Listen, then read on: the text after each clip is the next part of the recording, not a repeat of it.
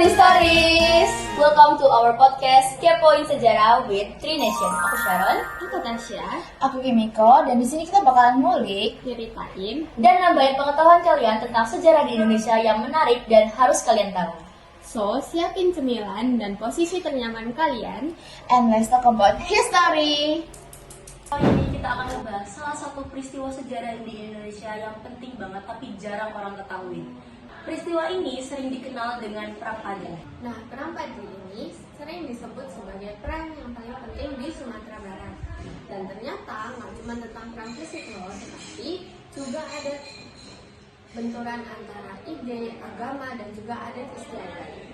Nah, bener banget. Tapi kalau misalnya kalian kira ini adalah perang kaum Padri dengan Belanda, sedari awal itu sebenarnya enggak ya guys. Karena konflik internalnya itu ada di masyarakat Minangkabaunya. Perang Padri ini sendiri itu ada di wilayah Sumatera Barat, tepatnya di Kerajaan Pagaruyung. Dan perang ini tuh terjadi selama 35 tahun, Rek. Itu dari tahun 1803 sampai 1837. Itu bener-bener waktu yang cukup panjang banget buat sebuah perang. Ada perbedaan pandangan dari kedua pihak, yaitu kaum Padri dan juga kaum adat. Dua pihak ini tuh mereka tuh sama-sama menempati Kerajaan Pagaruyung ini sendiri. Apa sih guys? Dari kaum Padri dan kaum adat itu mereka tuh seperti kaum-kaum apa sih sebenarnya itu? Nah, kalau misalnya kaum Padri itu, mereka itu dipimpin oleh para ulama yang baru saja pulang dari Mekah. Dan mereka itu terpengaruh oleh gerakan Wahabi, di mana gerakan Wahabi ini menekankan tentang kemurnian ajaran agama Islam. Dari situ, para ulama-ulama ini akhirnya mempunyai keinginan untuk menghapus praktik-praktik yang menentang ajaran agama Islam. Contohnya itu seperti judi, sambung ayam, lalu minum tua. Nah, kalau kaum adat sendiri itu, mereka tuh udah menganggap kalau adat Minangkabau ini sebagai identitas budaya mereka sendiri. Nah, contohnya itu kayak sistem material ini. Mereka tuh udah dianggap menjadi hidup yang turun-temurun. Nah, makanya pas kaum Padri ini tuh mau mengubah atau mau merubah semua itu, kaum adat tuh pastinya merasa kayak terancam gitu dong. Nah, di sini tuh mulainya konflik baru.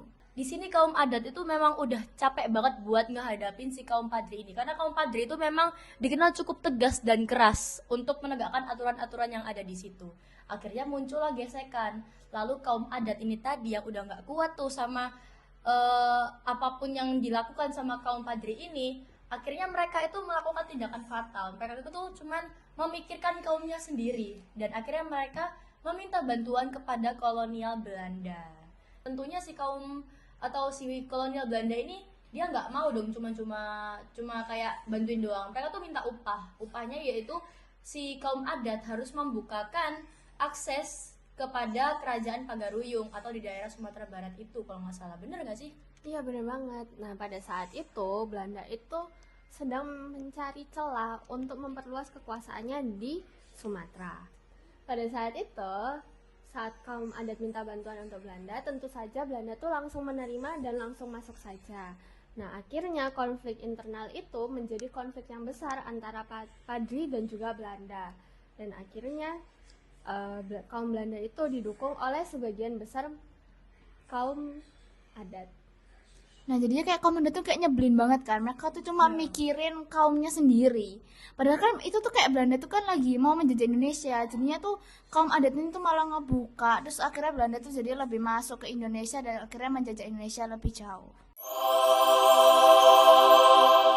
Nah guys, kalian tuh mau tahu gak sih tentang jalannya perang tuh kayak gimana? Mau dong. Aku ceritain ya. Nah, jalannya perang itu dibagi menjadi 3 fase, guys. Nah, untuk fase yang pertama itu ada pada tahun 1803 sampai dengan 1821. Nah, pada fase ini tuh adalah perang internal. Pastinya itu perangnya kaum Padri dengan kaum adat dong ya. Nah, untuk fase yang kedua itu pada tahun 1821 sampai dengan 1833. Nah, Belanda ini tuh ikut campur, guys. Orang ketiga emang pada dia itu ikut campur doang sih. Terus habis itu makanya perang itu makin besar. Nah, terus di fase yang ketiga itu 1833 sampai dengan 1837. Nah, di sini tuh kan perlawanannya kan makin sengit ya. Itu dipimpin sama Tuanku Imam Bonjol. Nah, sampai akhirnya Belanda itu menangkap beliau.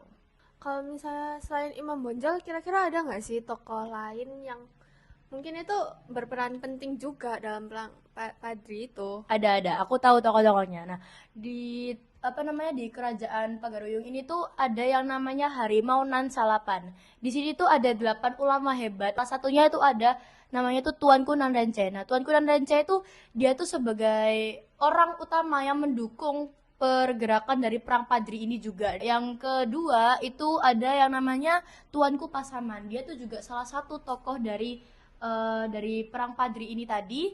Dia tuh di awal yang ikut merancang buat peperangan bersama kaum adat sama si kolonial Belanda ini tadi. Oh, tapi yang paling terkenal kok Tuanku Imam Bonjol nggak sih? Soalnya beliau itu nggak cuma pintar dalam agama juga, tetapi beliau itu juga pintar dalam merancang strategi perang. Nah, beliau ini pernah bangun benteng di Bonjol, di mana itu juga jadi pusat buat perlawanan kaum Padri. Nah, bahkan Belanda tuh juga sempat kesulitan banget loh buat menaklukkan benteng ini. Nah, kita kan bahas Tuanku Imam Bonjol. Nah, itu tuh menariknya. Tuanku Imam Bonjol ini juga sempat berusaha untuk menengahi peperangan ini. Jadi beliau itu cuma bukan sekedar tokoh agama, tapi juga beliau sebagai tokoh persatuan. Lalu pada akhirnya tepat pada tahun 1837, Imam Bonjol itu akhirnya ditangkap oleh Belanda dengan cara yang licik. Lalu Imam Bonjol ini diasingkan ke daerah Manado, lalu dipindahkan ke Minahasa. Tepat pada tahun 1864, akhirnya Imam Bonjol itu wafat di Minahasa. Tuanku Imam Bonjol dan bersama tokoh-tokoh lainnya juga dikenal sebagai pahlawan nasional di Indonesia. Oh, aku tuh sebenarnya udah tahu dari kecil tentang Tuanku Imam Bonjol gitu, kayak pernah dengar namanya. Cuman aku tuh dulu belum tahu tentang latar belakangnya dia gitu. Aku juga tahu kayak tentang Imam Bonjol itu kayak siapa. Aku tuh juga soalnya pernah tahu dia tuh jadi tokoh yang di uang 5.000-an tuh loh guys, tapi yang udah yang seri lama sih. Iya, aku pernah lihat sih. Yang biasa tak buat beli es cekek lewat SD itu. Ya kan? Nih, contoh uang 5.000 yang lama tuh kayak gini, guys. Nah, akhir dari Perang Padri ini tentunya dimenangkan oleh pihak Belanda. Soalnya, kalau misalnya dalam persenjataan itu, kaum Padri itu tertinggal sangat-sangat jauh. Pada saat itu, Belanda sudah mempunyai senapan, meriam, dan juga strategi militer yang sudah sangat modern. Sedangkan, kaum Padri ini masih saja mengandalkan dan memanfaatkan persenjataan tradisional. Tapi ya, walaupun akhirnya tuh endingnya tuh kaum Padri ini tuh kalah, tapi perang Padri ini tuh memiliki dampak yang besar loh, Rek. Yang pertama aja ya, Belanda itu akhirnya bisa menambah kekuasaannya itu di Sumatera Barat. Yang kedua, Belanda itu juga bisa meningkatkan kekuatan politiknya karena mereka tuh berhasil memanfaatkan konflik internal untuk memasuki Sumatera Barat. Nah, dari dampak-dampak sebelumnya itu tadi, itu juga ada dampak positifnya, yaitu dari perlawanan Imam Bonjol ini sendiri. Itu juga menginspirasi perlawanan-perlawanan yang ada di Indonesia pada waktu yang akan mendatang, dan juga perang-perang yang sudah terjadi yang sama kayak si Tuanku Imam Bonjol ini tadi. Dan juga tentunya ada pelajaran yang bisa kita ambil, yaitu perpecahan internal itu bisa dimanfaatkan oleh penjajah. Makanya ya, jangan sering-sering memiliki konflik apalagi sama teman, sama keluarga. Jangan perang, guys. Nah guys, gimana tentang podcast dan video yang kita dari tadi cerita mengenai perang Padri tadi? Benar-benar mengesankan kan? Apalagi perjuangan Imam Bonjol dan juga para kaum Padri itu.